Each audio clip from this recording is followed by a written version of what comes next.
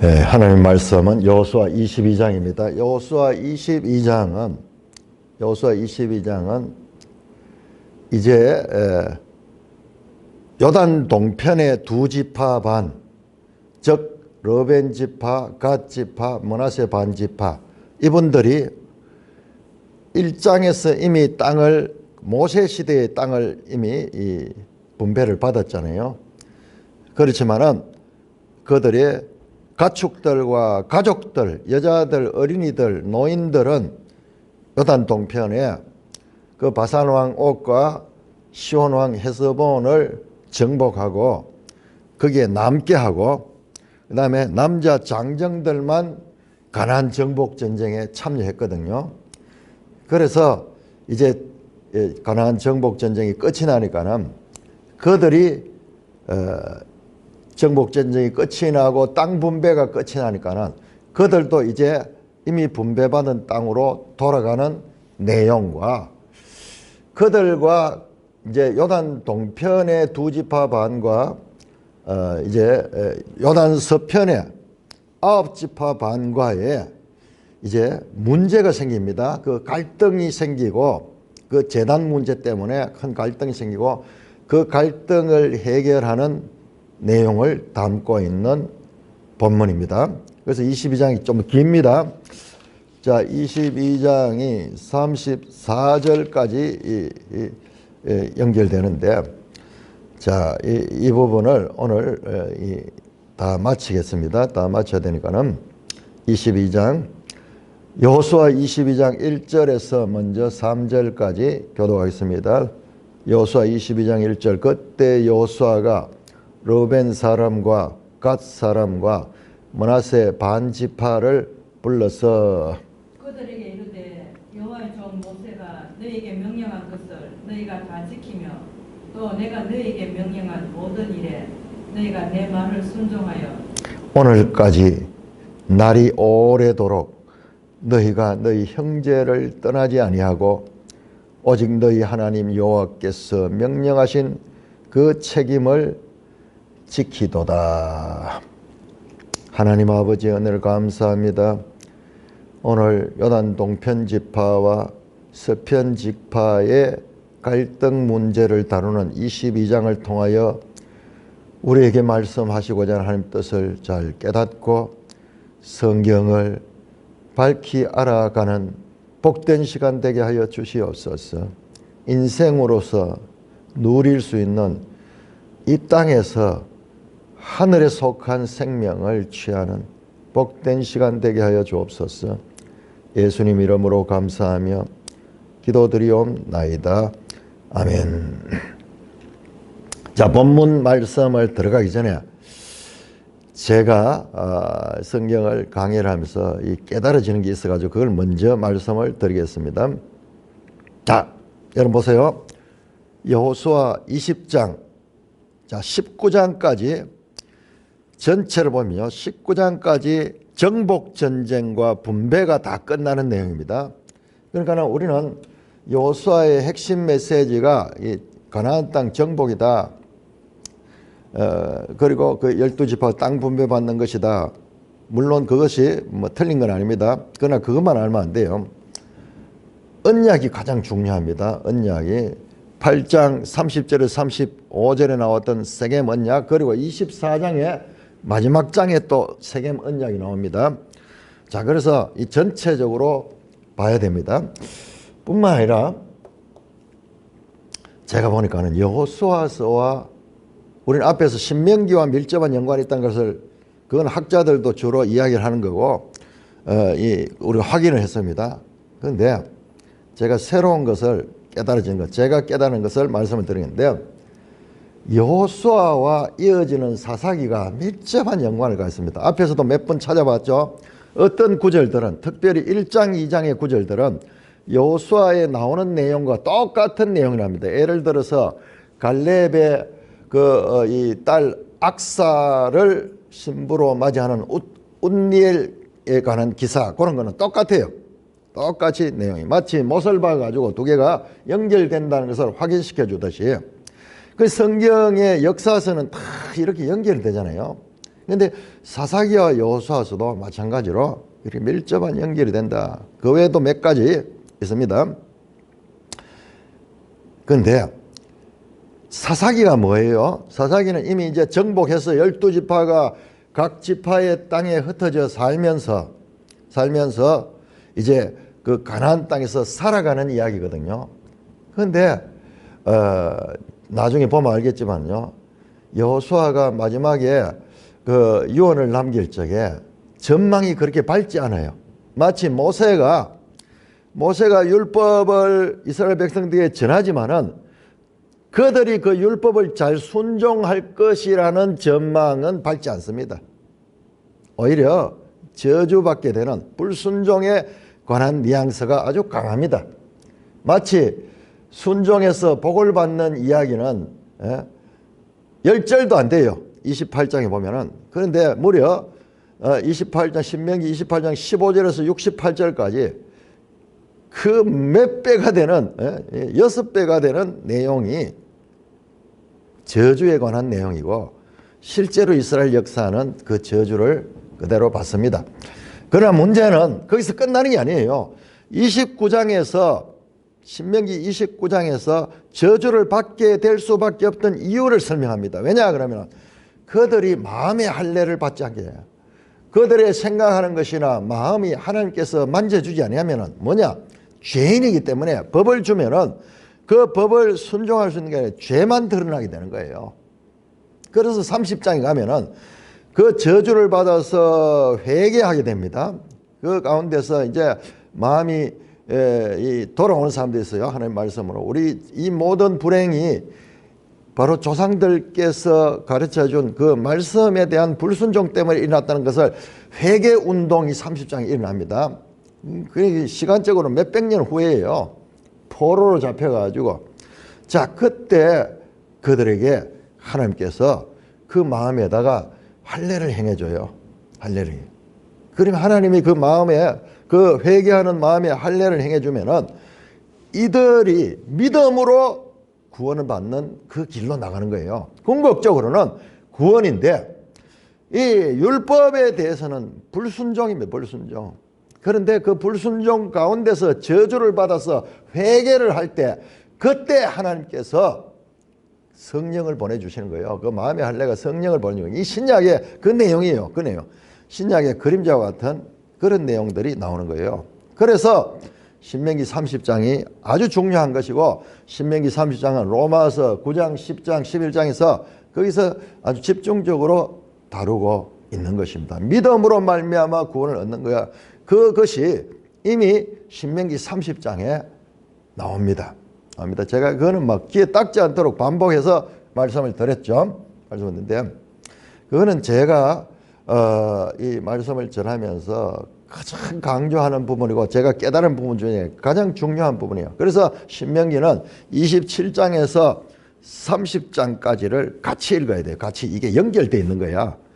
그 장을 나눠 읽다 보니까는 이 연속성을 놓쳐버리니까는 하나님께서 율법을 통해서 말씀하자는 그 뜻을 제대로 알지를 못하는 거예요. 자, 그랬고, 자, 그래서 이제 땅을 이제 분배를 받았습니다만은 사사기에 들어가 보면 그 땅에서 제대로 못 살아요.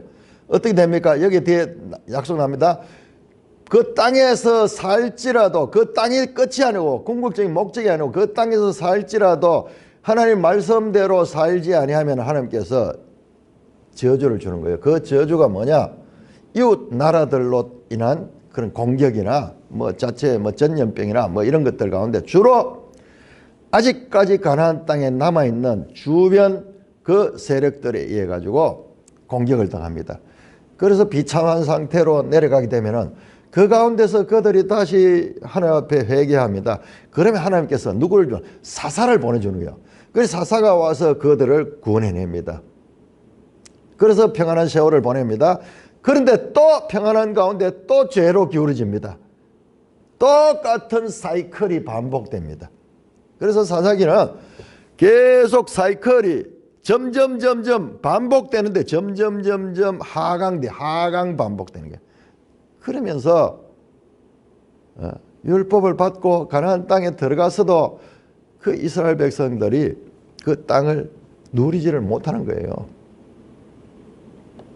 자, 그런데 그 사사기에 왜 그들이 자기 소견에 옳은 대로 한 거예요. 하나님은 법대로 하는 것이 자기 생각대로 하기 때문에 그런 결과가 나오는 거예요. 자, 그런 그 정도 하고요. 사사기가 16장까지가 사사들 이야기입니다. 16장까지가. 그런데 17장 이후는 전혀 다른 내용이 나옵니다. 전혀 나옵니다. 자, 우리 여호수아서가 보세요. 여호수아서가 19장까지가 땅 정복에 관한 이야기지만 20장 들어가면 뭡니까? 도피성 이야기 나오죠. 21장에서 레위인 땅 분배하는 이야기 나오죠.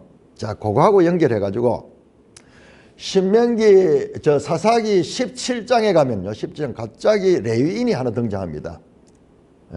레위인이 그 베들레헴에서 나와 가지고 레위인이 정착하지 못하고 떠돌아다닙니다. 떠돌아다니다가 미가라 하는 사람의 그 이 우상을 숭배하는 그 사람의 집에 들어가서 거기서 숙식을 하면서 그들의 집에 집사처럼 그렇게 그들의 종교적인 만족을 해주는 그런 내용이 나와요. 갑자기 똥딴지 같은 이야기 나와요. 그런데 18장에 가면은요, 18장에 가면은 무슨 이야기 나오냐. 단 지파가 막 원래 분배해준 그 에브라임과 유다 사이 그 땅을 버리고 저 라이스로 올라가기 위해서 이동하는 과정에서 앞에서 나왔던 그 미가의 집에 그 레위인과 관계가 되면서 이들이 그 미가의 집에 들어가서 그걸 뭐 필요한 걸 다 빼앗아가고 우상 있는 그것도 빼앗아가고 이 레위인도 데리고 올라갑니다.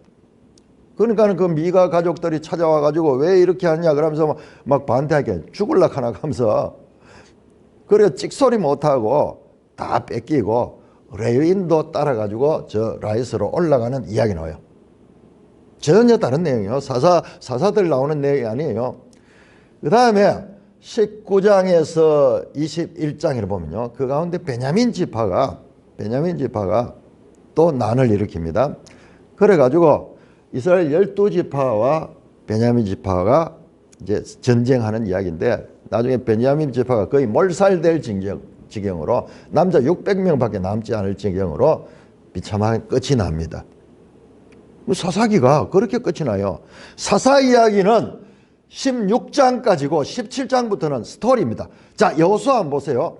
여호수아 19장까지는 정복과 분배, 땅 분배 이야기고 그 다음에 20장에서 도피성 이야기 나왔죠. 21장에 레위인 이야기 나왔죠. 레위인과 도피성은 밀접한 연관을 갖게 되죠. 사사기에 떠돌아다니는 레위인 이야기 나왔죠. 연결되는 거예요. 뿐만 아니라 그 다음에 우리가 오늘 보는 22장의 요단 동편 지파와 요단 서편 지파의 이 재난을 놓고 큰 갈등이나 전쟁이 일어날 그런 이 직전까지 충돌이 되는데 그건 나중에 해결이 되죠. 그런데 사사기에도 베냐민 지파와 다른 11지파가 여기는 실제로 전쟁을 벌여요. 그래서 베냐민 지파가 완전히 망합니다. 다 죽어버려요. 그 이스라엘 지파들끼리 동족 산장에 전쟁이 일어난 거예요. 우리 남한 땅과 북한 땅에 6.25 사변과 마찬가지로. 그렇게 일어나서 그거로 끝이 나요. 그러면서 성경 마지막은 그때 이스라엘에 왕이 없으므로 사람들이 자기 소견에 옳은 대로 행하였더라 하는 말로 끝이 나는 거예요. 자, 그러니까 지금 여호수아서의 구조도 오늘 보면은 이 지파들 간의 관계가 튀어나오는 것은 제가 이걸 보면서 계속 왜 이렇게 정복 이야기 이후에 이런 내용들이 나올까를 생각하면서 보다 보니까는 사사기도 그런 구조라 하는 거 알게 됐어요. 아, 그렇구나. 자, 그러니까는 이 구조가 똑같지는 않아요. 그러나 유사성이 있다 하는 정도입니다. 제가 여러 번 말씀드렸죠. 하나님의 말씀은 똑같다고 생각하고 딱 형식화 시키려고 그러면은 거기에 자기가 갇혀요. 자기가죠.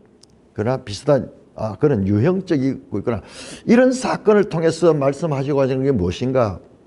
그것은 그 이어지는 역사서와도 연관이 있다고 생각이 됩니다. 본문을 보면서 그런 부분도 제가 생각나는 대로 말씀을 드리겠습니다. 자, 이제 우리가 읽었던 1절에서 3절 내용은 요단 동편 지파들이 충실하게 약속대로 이 전쟁에 참여해서 이제 전쟁이 끝이 나고 땅이 분배가 돼서, 그러니까 너희들도 잘했다, 그 약속대로 잘했다 그러면서, 그래서 형제를 떠나지 않고 그 책임을 다했다. 그래서 이제는 돌려보내주도록 너희들도 이제 분배받은 땅으로 가서 거기에서 가족들과 함께 살아라, 그 내용입니다. 4절에서 6절. 4절. 이제는 너희 하나님 여호와께서 이미 말씀하신 대로 너희 형제에게 안식을 주셨으니 그런즉 이제 너희는 여호와의 종 모세가 요단 저쪽에서 너에게 준 소유지로 가서 너희 장막으로 돌아가되, 오직 여호와의 종 모세가 너희에게 명령한 명령과 율법을 반드시 행하여 너희 하나님 여호와를 사랑하고 그의 모든 길로 행하며 그의 계명을 지켜 그에게 친근히 하고 너희 마음을 다하며 성품을 다하여 그를 섬길지니라 하고, 여호수아가 그들에게 축복하여 보내매 그들이 자기 장막으로 갔더라. 예, 보십시오. 자, 이렇게 4절에 보면 너희 형제에게 안식을 주셨으니 하나님 여호와께서 이미 말씀하신 대로, 말씀하신 그대로 성취되거든요. 하나님 말씀 그 자체는 바로 성취예요. 그래서 앞에서 전쟁 이야기 하면서 계속 나왔죠. 아직까지 땅을 정복하지도 않았는데 신적 완료행위라 그랬죠. 이제 전쟁하지도 않았는데 이미 완성이 되는 거야. 이게 하나님 말씀의 원리가 그런 거예요. 그래서 말씀하신 대로 너희 형제에게 안식을 주셨다. 이 안식일은 땅 분배까지 다 마쳤다는 거예요. 그리고 땅을 분배했는 것까지 안식을 주셨다. 자, 이 안식이라는 표현이 아주 중요합니다. 여기에 아주 여호수아에서 여러 번 나옵니다. 안악 하는 건데 히브리서 4장에서는 이 안식을 어떻게 평가하느냐 하면은 여호수아 때 받은 안식은 진정한 안식이 아니었다. 여호수아가 만약 안식을 주셨다면은 다른 이야기를 할 필요가 없는데 그것은 뭐냐? 하나의 모형적이다. 그러니까는 이 가나안 땅을 정복하고 분배받는 이야기는 그 자체가 목적이 아니라 하나의 이스라엘 역사에서는 아주 중요한 과정이죠. 그렇지만 이게 모든 인류에게는 하나님 나라에 관한 모형과 그림자와 같은 역할이었다는 거예요. 그러면서 참 안식에 대해서 히브리서가 가르치고 있는 거예요. 자, 그래서 안식을 주셨다. 그래서 너희 소유지로 이제 돌아가라, 그 말이죠. 그러고 축복하면서 한 가지 부탁을 합니다. 바로 중요한 5절. 너희가 그 땅에서 행복하고 평안하게 후손들과 함께 살려고 그러면은 뭘 해야 되냐? 모세가 명령한 대로 명령과 율법을 반드시 행하여 너희 하나님 여호와를 사랑하고 그의 모든 길로 행하며 그의 계명을 지켜 그에게 친근히 하고 너희 마음을 다하며 성품을 다하여 그를 섬길지라. 신명기 6장 5절 그리고 신명기 30장 6절에 나오는 그 말씀이죠. 하나님이 신명기 30장 6절 하나님이 사랑하게 해주셔. 마음에 할례를 해주니까는 하나님을 사랑하게 돼. 예? 자기 힘으로 안 돼. 그것조차도. 자간 여기에서는 너희가 노력을 해야 된다. 반드시 명령과 율법을 지킨다. 그렇지 아니하면 그 땅을 너희가 유지할 수가 없다. 여러분, 우리가 요단 동편 지파에 대해서 조금 그 이후의 역사까지 이렇게 생각해 볼 수 있습니다. 좀 더 그 내용은 조금 이따가 말씀드리겠습니다. 자, 그래서 그들이 돌아갔습니다. 자, 가서 해야 될 것은 뭐냐? 하나님의 명령과 율법을 지키고 하나님을 사랑하고 하나님의 길을 따라서 그의 계명을 지켜 그에게 친근히 하고 마음을 다하고 성품을 다하고 그를 섬길지다. 오직 하나님과의 관계가 제대로 될 적에 너희가 거기서 복을 누릴 수 있으니까는 그것을 당부를 합니다. 자, 7절에서 이 8절 교독합니다. 므낫세 반지파에게는 모세가 바산에서 기업을 주었고 그 남은 반지파에게는 여호수아가 요단 이쪽 서쪽에서 그들의 형제들과 함께 기업을 준지라. 여호수아가 그들을 그들의 장막으로 돌려보낼 때에 그들에게 축복하고 말하여 이르되 너희는 많은 재산과 심이 많은 가축과 은과 금과 구리와 새와 심이 많은 의복을 가지고 너희 장막으로 돌아갔어. 너희 원수들에게서 탈취한 것을 너희의 형제와 나눌지니라 하며. 자, 이제 땅 분배에 대해서 이야기하죠. 첫째, 자, 건너 요단 동편은 므낫세 반지파, 갓 지파, 르벤 지파 순이죠. 그래서 제일 먼저 므낫세 반지파에 대해서 말씀합니다. 자, 바산에 있는 그 이 므낫세 반지파에게 그 말씀대로 축복하고 그들을 돌려보내면서 많은 재산과 심이 많은 가축과 은과 금과 구리와 새와 심이 많은 의복을 가지고 너희에게로 장막이다. 뭐예요 이게? 어디서 이런 재산이 나왔어요? 가나안 땅 정복해서 거기에서 전리품으로 얻은 겁니다. 전리품으로 나오죠. 너희 원수들에게서 탈취한 것을 너희 형제와 나눌 거야. 자, 여러분 여기서 우리 아간 사건이 기억이 나죠. 아간은 이 전리품 가운데 여기 의복도 나오고 은과 금과 구리와 그 아간이 은과 금과 그 귀한 그 의복, 신할산 외투 그것을 전리품으로 가졌다가 그가 망하게 됐잖아요. 그만 망한 그 가족들이 다 돌에 맞아 죽게 됐는데 여기는 아니 그걸 나눠주는 거야. 뭐지? 여러분 그래서 성경을 제대로 봐야 돼. 이 헤렘은 여리고와 그리고 하솔 11장에 뭐 하솔 북부 지역의 첫 도시였던 그 하솔 여리고 가나안 첫 그 이 전쟁이 일어났던 그 두 나라에 대해서는 완전 헤렘이에요. 헤렘은 절대로 모든 것을 가질 수 마치 번제처럼 재물 전체를 하나님께 드리는 거예요. 그리고 나머지는 화목제처럼 재물을 하나님께도 드리고 그 이 제사인들도 나누어 먹는 거예요. 나누어 먹는 거예요. 문제는 여리고에 탈취했기 때문에 아간은 죽었는 거예요. 그러니 하나님의 뜻을 알아야 되는 거예요. 자세히 정복 전쟁을 보면 두 군데예요. 나머지 헤렘 여리고와 그리고 이 하솔 북부 지역의 11장 10절에 나오는 그 하솔 정복에서만 완전 헤렘이에요. 이건 완전히 번제처럼 다 불태워요. 다 불태워. 가축이나 사람이나 뭐 어떤 재산까지 다 불태웁니다. 그러나 나머지 나라들의 정복은요, 그 탈취물을 가집니다.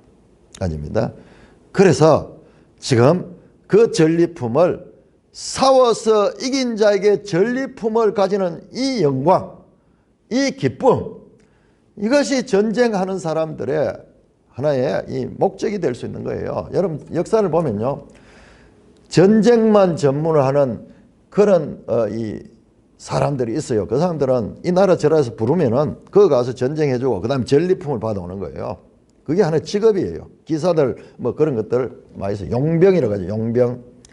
지금 우리나라 그 선수들이 영국 프리미어 리그에서 막 축구 선수들이 잘하고 있는데 그게 바로 그런 용병제도 나오는 거예요. 그건 국가 아니잖아요. 전부 온 세상 나라 사람들이 다 축구 잘하는 사람 다 와가지고 거기 하잖아요.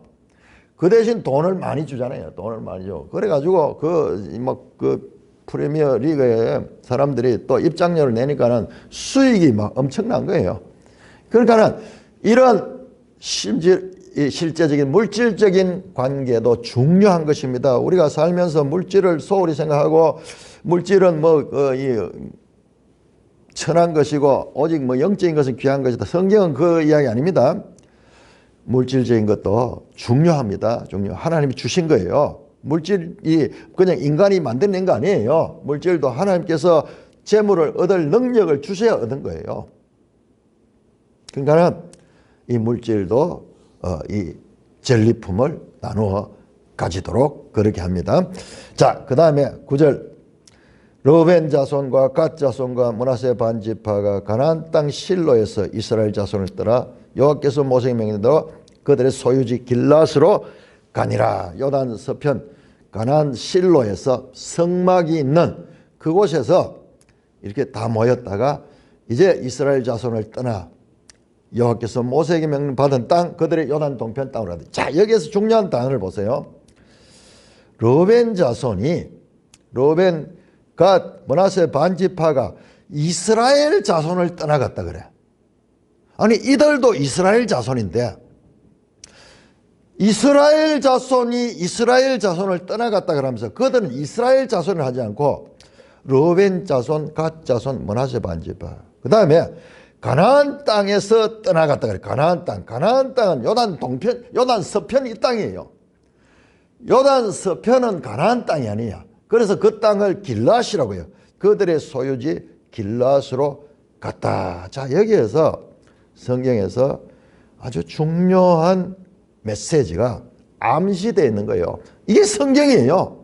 답이 안 나와요. 성경에서 무슨 하나님께서 이것은 무슨 뜻이다 이렇게 설명해 주면 좋겠는데 우리 생각에는 그러면 이해가 되는데 성경을 해석하는 해석이 다양할 수밖에 없는 게 그런 게 아니에요. 성경은 그냥 암시만 하고 있는데 르벤 자손과 갓 자손과 므낫세 반지파가 가나안 땅 실로에서 어디로 갑니까? 길르앗 땅, 그들이 소유지 길르앗 땅으로 이스라엘 자손을 떠나갔다. 여기에 아주 중요한 암시가 있습니다. 계속 보겠습니다. 자,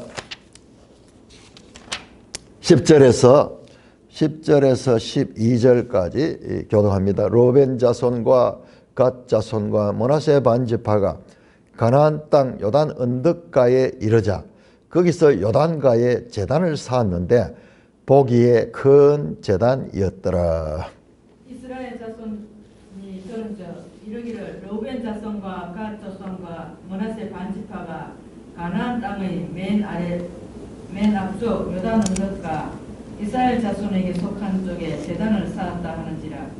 이스라엘 자손이 이를 듣자 곧 이스라엘 자손의 온 회중이 실로에 모여서 그들과 싸우러 가려 하니라. 아주 사건 전개가 급박하게 이루어지죠.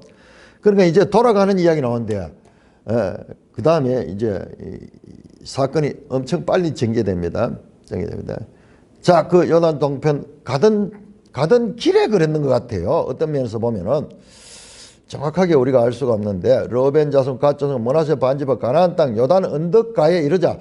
그러니 돌아가는 길에 요단 걸 건너가야 되니까 그 언덕가에서 거기서 제단을 쌓았다.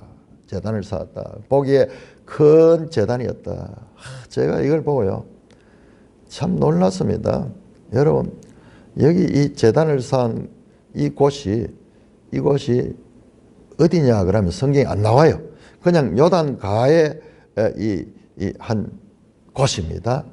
곳인데 여기가 길갈일 수 있습니다. 길갈. 왜냐 그러면은 이스라엘 백성들이 요단 건너가지고 제일 먼저 정착했는 곳이 길갈이잖아요. 길갈. 그리고 길갈에서 뭐 했습니까? 여호수아 4장에서 길갈에서 그 요단을 건너고 큰 돌을 쌓았잖아요. 이 제단도 돌로 쌓은 거예요.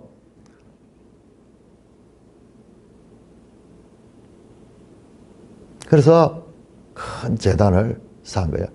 자, 건너올 적에 이스라엘 백성들이 하나님 명령하셨죠. 이 돌을 쌓아가지고 기념하라. 이 사건을 너와 너희 후손들이 늘 이 돌을 보고 하나님이 기이한 이 능력을 통하여 우리가 이 요단을 기적으로 건너왔다는 것을 기억하도록 그렇게 기념비로 세웠잖아요. 근데 여기 그냥 큰 제단이었더라 이래 되니까는 무로 만들었는지가 설명이 안 나오지만은 돌일 거예요.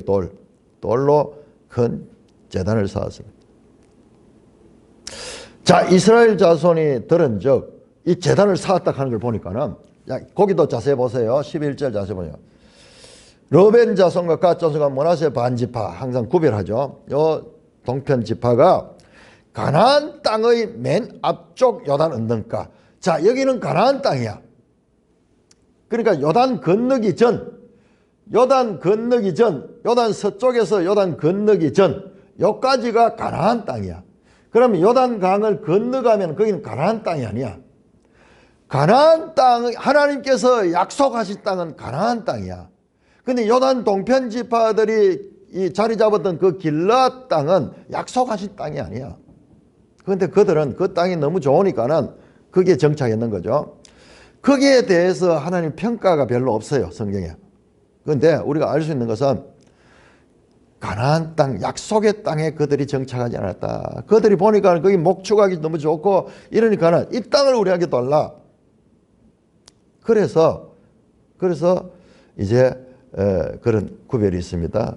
요단 언덕과 이스라엘 자손에게 속한 땅, 가나안 땅의 맨 앞쪽, 요단 언덕과 이스라엘 자손에게 속한 쪽, 반복하자면 가나안 땅, 즉 이스라엘 자손에게 속한 그 땅, 가나안 땅이 시작되는 거기에다가 큰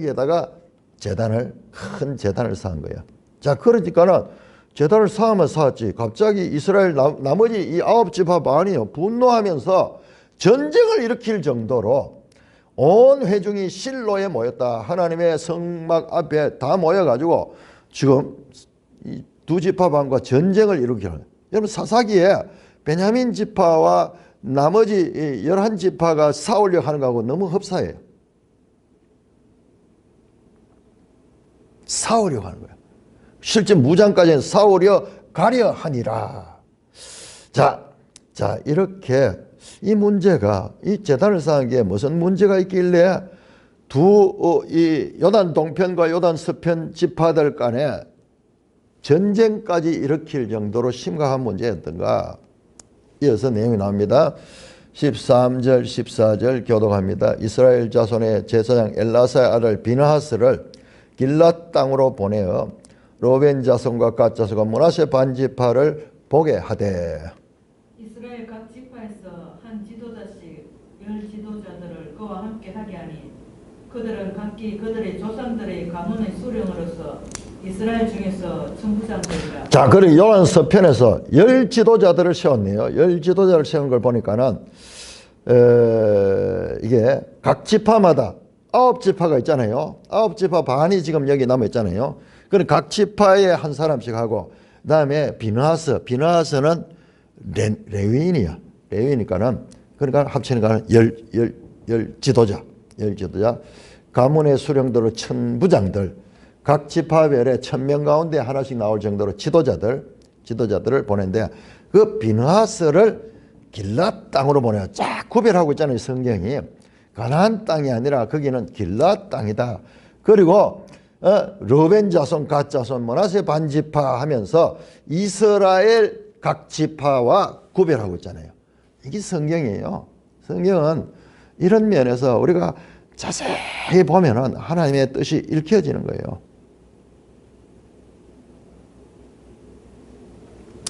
자, 그래서 대표단을 보내기로 하는데 그 대표단의 대표가 비느하스가 등장하고 있습니다.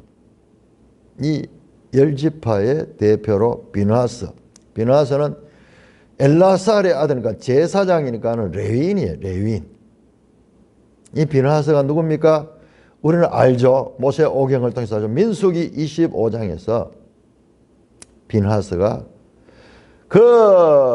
이 시딤 땅에, 모압 땅 시딤 땅에서 이스라엘 백성들이 큰 음행을 행하며 우상 숭배할 적에 하나님이 진노하셔서 그들을 전염병으로 24,000명이나 죽일 적이에요.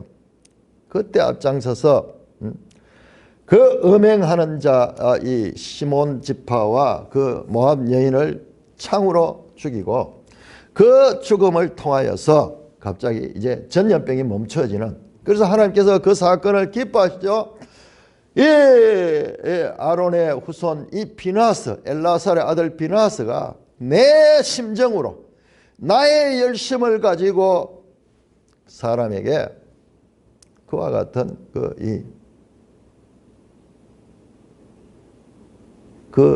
사람들을 죽였다는 거예요. 죽이는 것이 열심. 내 질투로 한데, 그 질투라는 말보다 내 열심. 하나님의 사랑, 하나님이 인류를 구원하고자 하는 이 모든 역사가 하나님의 이와 같은 이 열정에서 나오거든요. 열정. 하나님의 열심에서 나오거든요. 그 질투라고 하는 단어가 질로스, 영어로 진로스죠. 이게 보면은 어원이 거기에 나와요. 열심에서 나와요. 열심. 하나님의 질투, 열심. 그때 하나님의 심정으로 죄인들을 죽이니까는 전염병이 멈추면서 그때 하나님께서 민수기 25장에 보면요. 큰 복을 이 비느하스에게 영원한 제사장 직분을 주게 하죠. 그 가문에게 축복합니다. 축복합니다. 그래서 이 레위인들이 제사장 역할로서 이미 아론 때부터 하고 있었지만 다시 한번 더 그것을 영원한 제사장으로 그 하나님의 약속을 받는 내용이 나옵니다. 그 비느하스가 지금 등장하는 거예요. 엘라살의 아들 비느하스. 하나님의 마음을 시원하게 했던 내 질투로 질투했다. 하나님의 뜻과 비느하스의 뜻이 일체돼 가지고 하나님의 뜻을 실행하는 도구로 사용된 거예요. 이 과거 레이지파가 자기 감정으로 자기들 열심으로 그 세겜에서 창세기 34장에서 세겜 족속들을 죽였다가 저주를 당했는데 그 똑같은 폭력이지만 하나님의 폭력을 행해서 복을 받는 그런 내용으로 나옵니다. 그 비느하스가 대표로 있습니다. 자, 15절에서 20절까지 거의 이제 읽으면 그 내용 그대로요. 자, 15절은 그들이 길앗 땅에 이르러 르벤 자손과 갓 자손과 므낫세 반지파에게 나아가서 그들에게 말하여 이르되 여호와의 온 회중이 말하기를 너희가 어찌하여 이스라엘 하나님께 범죄하여 오늘 여호와를 따르는 데서 돌아서서 너희를 위하여 제단을 쌓아 너희가 오늘 여호와께 거역하고자 하느냐. 볼의 제약으로 말미암아 이스라엘 여호와의 회중이 재앙을 내렸으나 오늘까지 우리가 그 죄에서 정결함을 받지 못하였거늘 그 죄악이 우리에게 부족하였어. 오늘 너희가 돌이켜 여호와를 따르지 아니하려고 하느냐. 너희가 오늘 여호와를 배역하면 내일은 그가 이스라엘 온 회중에게 진노하시리라. 그런데 너희의 소유지가 만일 깨끗하지 아니하거든 여호와의 성막이 있는 여호와의 소유지로 건너와 우리 중에 소유지를 나누어 가질 것이니라. 오직 우리 하나님 여호와의 한 제단 위에 다른 제단을 쌓음으로 여호와를 거역하지 말며 우리에게도 거역하지 말라. 세라의 아들 아간이 온전히 바친 물건에 대하여 범죄함으로 이스라엘 온 회중의 진노가 임하지 아니하였느냐. 그의 죄악으로 발생한 자가 그 한 사람만이 아니었느니라 하니라. 멸망한 자가 그 한 사람만이 아니라. 자, 여기에서 중요 단어가 거역하다, 거역하다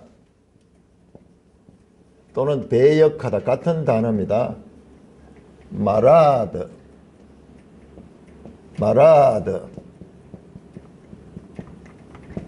자, 이 사건을 그러니까는 우리가 이걸 보면은 이 사건이 거기서 자기 땅으로 돌아가는 길에 제단을 쌓은 것이 보이는데 그렇지는 않은 것 같아요. 시간이 꽤 지난 것 같아요. 시간이 꽤 지난 것 같아요. 그래서 이 내용 가지고는 정황을 잘 알 수 없지만은 가는 길에 바로 제단을 쌓는데 그것 때문에 막 전쟁하러 가고 이런 갈등이 일어날 건 아니에요. 좀 보면은 이 내용을 보면은 이제 그런 것 같아요. 자, 그래서 이제 이 대표단이 길앗 땅에 이르렀다. 가나안 땅에서 길앗 땅으로 갔다. 계속 여기에 구별하고 있습니다. 그 다음에 또 뭐랍니까? 르벤 자손과 갓 자손과 므낫세 반지파, 요단 동편 지파는 지파 이름을 그대로 불러요. 나아가서 말합니다. 그들이 제단을 쌓은 것이 하나님을 거역하는 일이라는 거야. 배역하는 일이라는 거야. 그 이야기를 하잖아요. 이것은 큰 죄악이다. 왜 그렇습니까? 우리는 알죠. 하나님의 성막은 실로 한 곳에 있어야 돼요. 성막은 두 개가 아니에요. 한 개밖에 없습니다. 그래서 성막이 있는 곳이 있어야 되는데 여기는 너희가 또 제단을 쌓았으니까 너희가 또 다른 신을 섬기고자 하느냐. 이걸 바로 거역하고 배역한다 하는 뜻입니다. 계속 그 이야기를 하잖아요. 자, 그래서 제일 먼저 예를 드는 게 17절에 비느하스가 했는 것 같아요. 이 말은. 왜냐 그러면 비느하스가 바로 부활의 제약에 참여했던 그때 그 사건이거든요. 그때 전 민족적으로 24,000명이 전염병으로 죽는 그런 징계를 당했는데 그 영향이 지금까지도 이어지고 있는데 그게 부족해서 너희가 또 이렇게 우상을 섬겼냐. 그때도 어딥니까? 그때도 요단 동편 이 모압 땅에서 했거든요. 모압 땅 시딤에서 그런 일을 했거든요. 이들이 지금 모압 땅과 인접한 곳으로 가게 되잖아요. 그래서 이제 그 연상을 하게 된 거예요. 그러면 하나님께서 온 이스라엘 회중에게 진노한다. 너희가 그와 같은 짓을 하면은 전체 이스라엘이 하나님의 진노를 받게 된다. 그렇다면 너희 소유주가 깨끗이 아니하면 19절 보세요. 만약 너희가 그쪽이 너희가 좋다고 갔는데 거기가 우상이 숭배가 많고 이렇기 때문에 그렇다 그러면 다시 돌아오너라. 그러면 우리가 이쪽에 와서 같이 살자. 땅을 주겠다. 그렇게 합니다. 그러니까는 이 요단 서편 사람들의 생각에는 그 요단 동편에 거기에 주위에 우상 숭배가 가득한 그것에 영향을 받아 가지고 이렇게 한다. 그러니까는 너희가 그 땅에 살 게 아니라 이 땅으로 건너와서 우리와 같이 하나님을 섬기면서 살자. 그러면서 그들이 제단을 세운 것이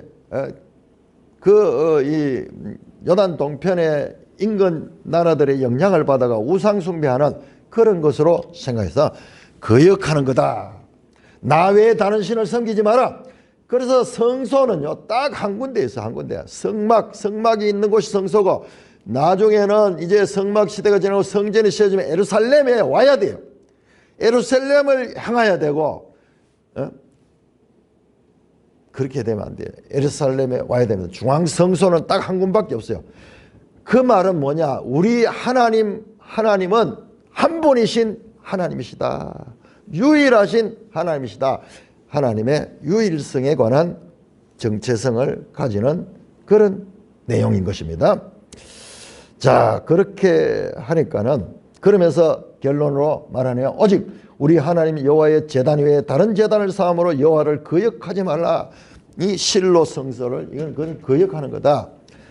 그러면서 여호와를 거역하지 말고 우리에게도 거역하지 마라. 하나님을 거역하는 건 우리와 거역하는 거다. 그러면서 다시 20절에 아간 이야기를 합니다. 세라의 정손 아간이 헤렘한 것에 대해서 범죄했다가 진노를 행해서 그의 죄악으로 멸망한 자가 그 한 사람만이 아니었느니라.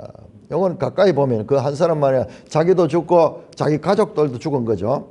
그런데 그 이상이에요. 왜냐? 아이성 전쟁에 갔다가 거기서 실패하고 사람 죽잖아요. 근데 아주 소수가 죽었어요. 36명이 죽었어요. 가나안 정복 전쟁은요. 아군의 피해, 이스라엘의 피해가 거의 나오지 않아요. 이스라엘이 전쟁하다 보면 이기더라도 상대방이 10명 죽으면 우리가 1명 죽고 이런 그게 있잖아요. 그게 없어요. 유일하게 36명 죽은 사건이 기록됩니다. 왜? 가나안 전쟁은 여호와의 전쟁이에요. 하나님의 전쟁은 싸울 것이 없어요. 믿음으로 나가고 하나님이 명령하는 대로 순종하면 무조건 승리야. 무조건 승리야. 여기서 그 한 사람만이 아니라 이스라엘 백성들이 그 아이성 전쟁에서 실패하고 36명이 죽었던 그 사건까지 포함하고 아간과 그 가족들이 다 죽었죠. 다 해름되었죠. 그 이야기를 하면서 너희가 하는 것이 바로 그들과 같은 볼에서의 우상 숭배, 그 다음에 아간이 하나님의 명령을 불순종하면서 해렘당했던 그 사건과 연결하면서 거역하는 일을 했다. 거역하는 일을 했다. 그렇게 서쪽 지파들은 이해를 하게 된 것입니다. 자, 21절에서 23절까지 교독합니다.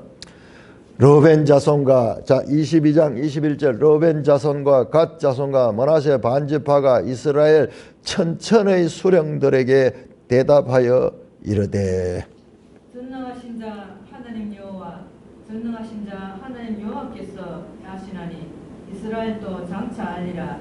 이 일이 만일 여호와를 거역함이거나 범죄함이거든 주께서는 오늘 우리를 구원하지 마시옵소서.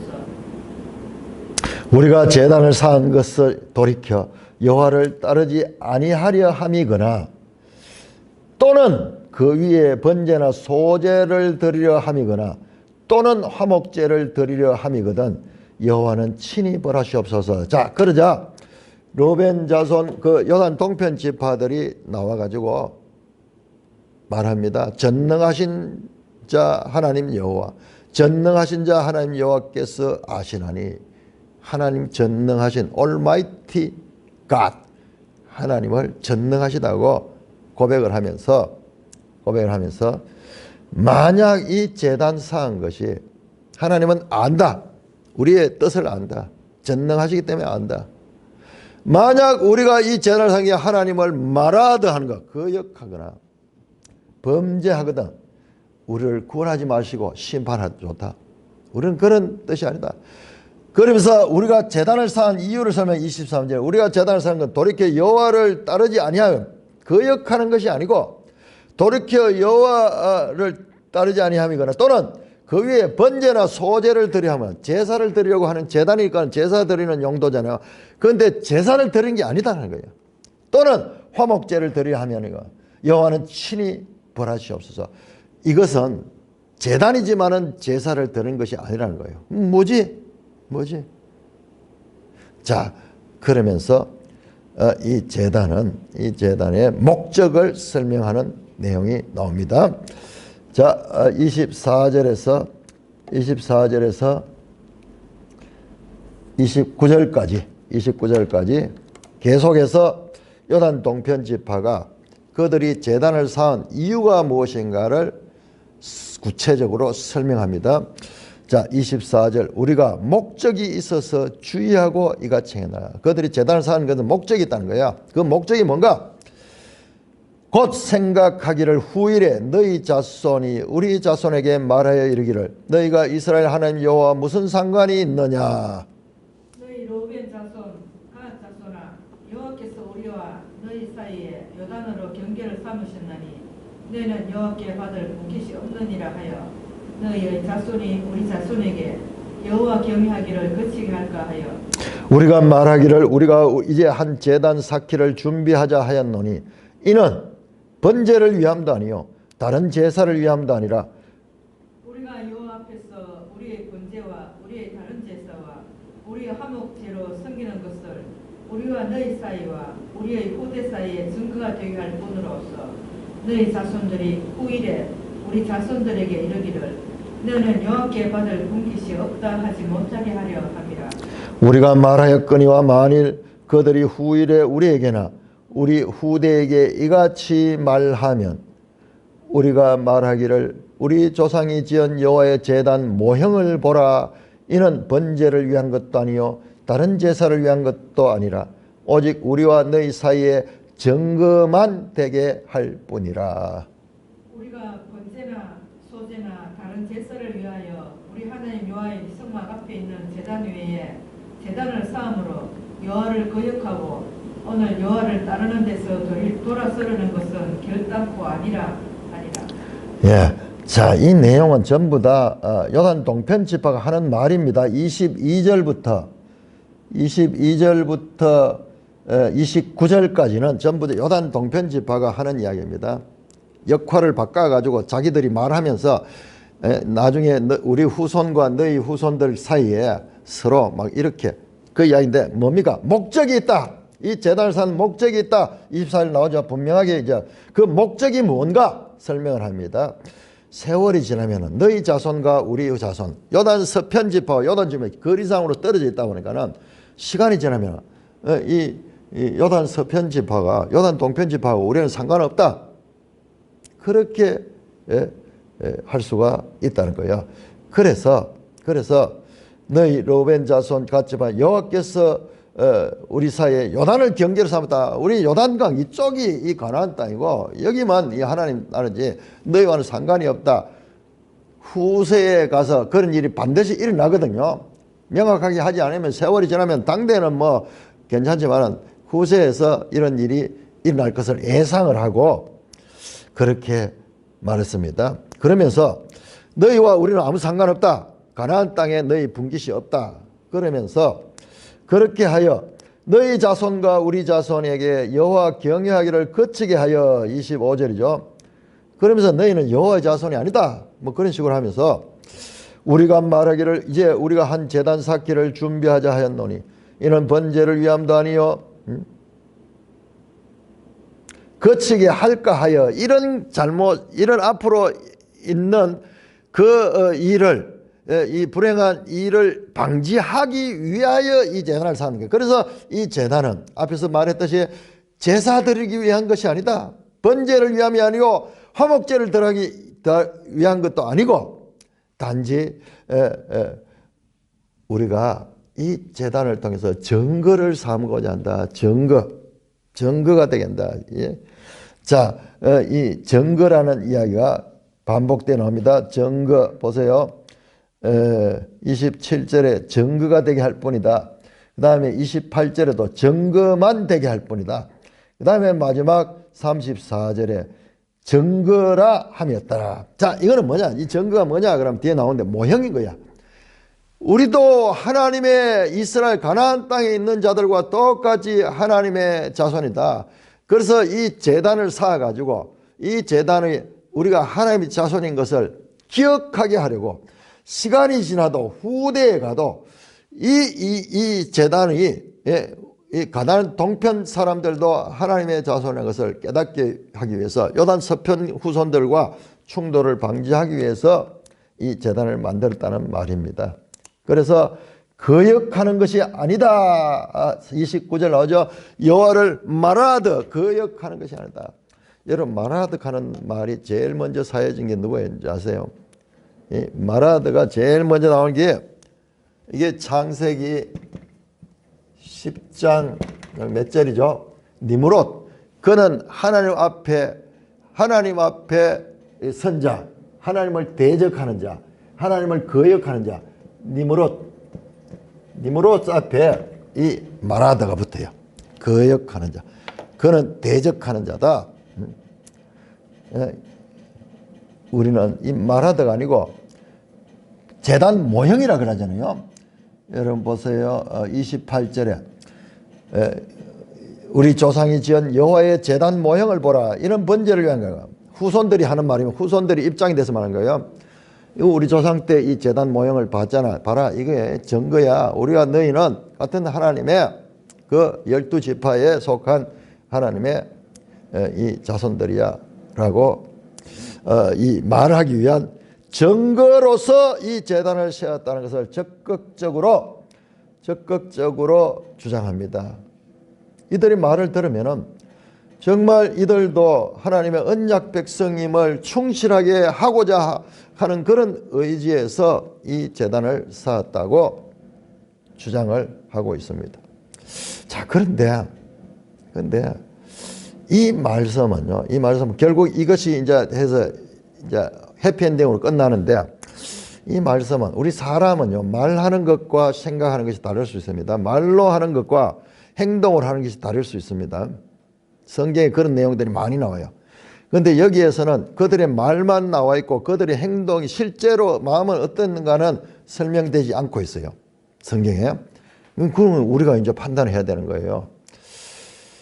그런데 이제 출발을 보면, 이 말을 보면은 사실상은 이제 뭐 이들의 오히려 충성된 그런 마음을 볼 수 있지만은 그들이 이 요단 동편으로 정착하고 이것도 출발부터 하나님 뜻이 아니잖아요. 자기들의 생각이었죠. 자기들 생각, 자기들의 판단, 자기들의 경험. 과거에 마치 아브라함과 롯 사이에서 롯이 딱 판단했잖아. 뭘 봤느냐? 물이 넉넉하고 땅이 평평해서 농사 짓고 살기 좋을 그런 소알과 소돔 고모라 그쪽을 택했잖아요. 그런데 아브라함은 헤브론 산지를 택했거든요. 그러니까 하나님의 뜻과 사람의 뜻은 다를 수 있는 거예요. 그런데 이들이 이렇게 이야기를 하지만은 여러분 성경에 보면은 사사기에 보면은 기드온 사건에 기드온 가는 기사를 자세히 보면요. 기드온이 아주 이 영웅적인 인물로 이제 부상이 됩니다.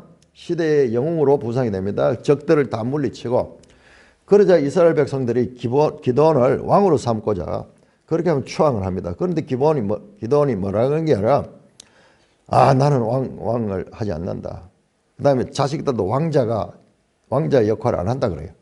말을 그렇게 해요. 그렇게 해요. 그런데 행동은요. 수많은 처첩을 거느리고 그 아들들도 왕자보다 더한 권세를 누리면서 악을 행했다가 비참한 최후를 맞게 됩니다. 말로 했는 것과 행동으로 실제로 살아내는 것은 달라요. 여러분 지금 보세요. 우리나라에도 좌파 사람들은 늘 민중을 위하고 가난한 자를 위하고 뭐 평등을 주장하고 이러잖아요. 그런데 그들의 실제 삶을 보면요. 너무나 이 폭력적이고 뿐만 아니라 자기들은 좋은 거 다 가지고 있어요. 다 누려요. 가만히 일도 하지 안 하고 광주 사태로 인해서 연금을 받아가지고 수많은 연금을 받는데 그것도 밝히지도 안 하고 그렇게 살면서 노동자 농민을 위한다 그러면서 여러분 그 민노총에 있는 사람들 일합니까? 그 사람들 어마어마한 재산을 가지고 그렇게 자기들 권력을 누리고 있어요. 민중을 팔아서 그렇게 하는 게 이게 이제 다 드러나고 있잖아요. 북한 땅 보세요. 가장 평등하게 산다고 공산주의를 실현했지만 이 세상에서 가장 불평등한 독재 국가가 저거잖아요. 그러니까 말과 행동은 다릅니다. 우리 인류 역사는 그것을 증명하고 있습니다. 그런데 여기서 말만 나왔어요. 말만. 이 말을 액면 그대로 받아들이면 정말 좋겠지만은 사람은 성경 안에는 이런 내용들이 많이 나옵니다. 그러므로 여기서 평가를 우리는 유보할 수밖에 없어요. 저는 평가를 유보합니다. 그러나 뒤에 나오는 역사를 보면 이들은 없어져 버립니다. 여러분 요단 동편 지파는 열왕기에 가면 없습니다. 이스라엘 가나안 땅만 남아 있어요. 그러니까는 그런 부분에 있어가지고는 우리가 평가를 보려야 돼. 여기는 잠깐 이들의 말은 참 훌륭한 말이고 어떤 면에서 더 그들이 근데 어떻게 이런 순진한 그 순수한 말이었다면 전쟁이 일으킬 정도로 이런 서로 간에 이 감정이 격해질 수 있었던가 그런 것도 생각해 봐야 돼요. 아니 이렇게 순수한 생각을 가지면 이 사람들도 요단 서편 사람들도 알지 그들을. 그러나 정황상으로 전쟁을 일으키신다. 이건 그야말로 이게 충돌이 일어날 뻔했잖아요. 그러니까 서로 소통도 안 됐을 뿐만 아니라 그들에 대한 소문이나 그런 것들이 있었기 때문에 그렇지 않았는가 생각이 됩니다. 그러나 더 이상 나가지는 않아요. 성경에서 말씀하는 그 이상 나갈 수는 없습니다. 자, 거기까지 보고 이랬다 저랬다 할 수는 없어요. 자, 그래서 결과적으로 해결되는 내용이 30절에서 34절입니다. 여호수아 22장 30절 제사장 비누아스와 그와 함께한 회중의 지도자들 곧 이스라엘의 천천의 수령들이 루벤 자손과 갓 자손과 므낫세 자손의 말을 듣고 좋게 여긴지라. 제사장 엘라살의 아들 비누아스가 루벤 자손과 갓 자손과 므낫세 자손에게 이르되 우리가 오늘 여호와께서 우리 중에 계신 줄을 아노니 이는 너희가 이 죄를 여호와께 범하지 아니했음이니라. 너희가 이제 이스라엘 자손을 여호와의 손에서 건져내었느니라 하고 제사장 엘라살의 아들 비누아스와 지도자들이 루벤 자손과 갓 자손을 떠나 길랏 땅에서 가나안 땅 이스라엘 자손에게 돌아와 그들에게 보고하며 이 일이 이스라엘 자손을 즐겁게 한지라. 이스라엘 자손이 하나님을 찬송하고 루벤 자손과 갓 자손이 거주하는 땅에 가서 싸워 그것을 멸하자 하는 말을 다시는 하지 아니하였더라. 루벤 자손과 갓 자손이 그 제단을 엣시라 불렀으니 우리 사이의 제단은 여호와께서 하나님이 되시는 증거라 하였더라. 자, 결과적으로 이 제사장 비누아스와 회중의 지도자들이 그들과 대화를 하고 이제 돌아와서 보고를 합니다. 보고를 하는데 알고 보니까 오해였다. 그것은 죄가 아니고 그들이 하나님께 오히려 죄를 범하지 않도록 하나님을 기억하기 위해서 그 제단을 쌓았다. 그러면서 오해가 풀어졌다. 그럽니다. 그래서 돌아와서 이스라엘 자손들에게 보고하는데 그러자 이스라엘 자손들이 잠시 동안 긴장했죠. 싸울 정도로 전쟁을 할 정도로 서로 감정이 격해져 있고 긴장했다가 그 본 뜻을 알고 이제 다 해결이 됐습니다. 그래서 이스라엘 자손이 즐겁게 했다. 그러자 이스라엘 자손이 하나님을 찬송하고 로벤 자손과 갓 자손이 거주하는 땅 가서 싸워 그것을 멸하자는 말을 다시는 하지 않았다. 그래서 전쟁에 대한 오해는 끊어졌습니다. 자, 로벤 자손과 갓 자손 그 제단을 뭐라고 불렀냐? 엣이라고 불러요. 엣 하는 말이 그 히브리어입니다. 엣이라고 하는 말이 뭐냐? 그러면 바로 테스티모니, 증거예요. 증거. 그래서 하나님께서 여호와께서 하나님 되시는 증거라 하였다. 그래서 여기 증거, 엣이라는 단어로 증거. 그 이 제단은 단지 하나님을 기억하는. 그래서 우리가 이 요단 서쪽과 요단 동편이 하나님의 백성이라는 것을 증거하는 제단이다. 그리고 여기서 또 하나의 성소가 있어서 우상을 숭배하거나 제사를 드리거나 그것이 아니고 단지 모형, 제단 모형이고 증거품으로 증거가 되도록 하기 위해서 만드는 것이다. 우리 사람은 생각만 하고 있다가 잊어버리거든요. 그러니까 그 기념물을 세워가지고 늘 그 기념물 앞에 서면 기억을 리마인드 할 수 있도록. 우리 성찬이 그거잖아요. 성찬. 이를 행하여 나를 기념하라. 성찬을 자주 행해야 돼요. 근데 오늘날 그 성찬의 진정한 의미를 알지 못하니까는 연중 뭐 한두 번 뭐 이렇게 또는 뭐 많이 해서 4번 뭐 이런 식으로 하는데 아니에요. 성찬은 모일 때마다 이를 행하여 나를 기념하라. 그래서 기념물이 필요한 것은 인간이 죄인이고요. 인간의 기억은 한계가 있어요. 시간이 지나면 처음에 가졌던 강력한 감정도 점점 묻어지고 잊어집니다. 후대로 내려가면 다 잊어져요. 그러니까 기념물로 이걸 세웠다. 일단 이렇게 요단 서편과 동편이 이제 화합하게 되고 갈등은 해소됩니다. 근데 이 가운데 회중의 지도자로서 비느하스가 다시 한번 등장하고 있습니다. 제가 이 비느하스에 대해서는 제일 마지막 시간에 다시 한번 더 강조하게 될 것입니다. 찬송가 568장입니다.